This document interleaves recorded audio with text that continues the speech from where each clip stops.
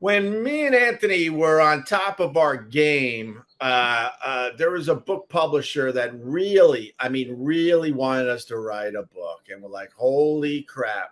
I do believe that me and Anthony were offered $1 million each to write a book together about our career up to that point. You know, all the stuff that happened in Boston, the Sex for Sam thing in New York, and everything in between. We were about to sign that contract. We're like, holy shit, quick million.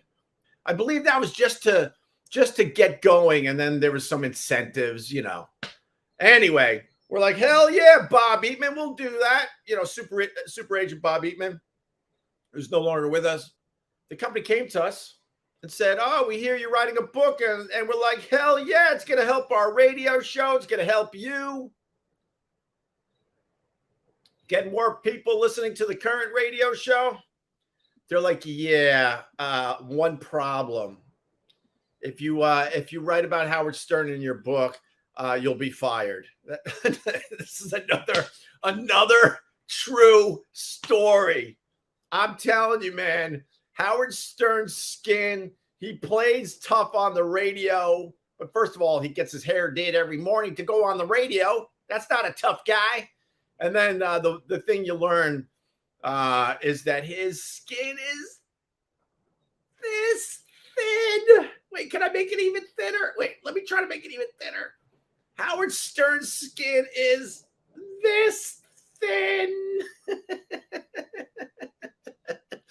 So the company's like, you can't write about Howard Stern or we'll fire you. I'm like, what are you talking about? That's like, we would have, God, at least 2 or 3 solid Howard Stern chapters in a Opie and Anthony book. We couldn't do it. And I'm like, oh my God. And the other side of it, the company was paying us good money. So it wasn't like we could just blow off the salary they were giving us. And long story short, we never wrote the Opie and Anthony book because the company once again came to us and put the kibosh on it.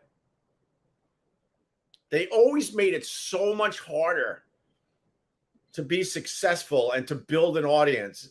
I mean, I saw the path.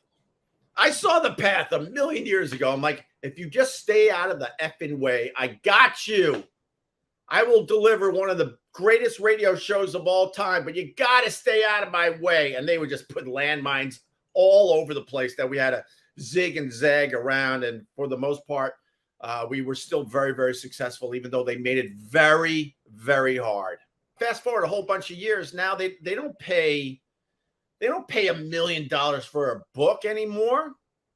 I mean, if I try to write a book and I shopped it around, I don't even know. I haven't done this in a while, but they might offer me maybe 100,000, maybe.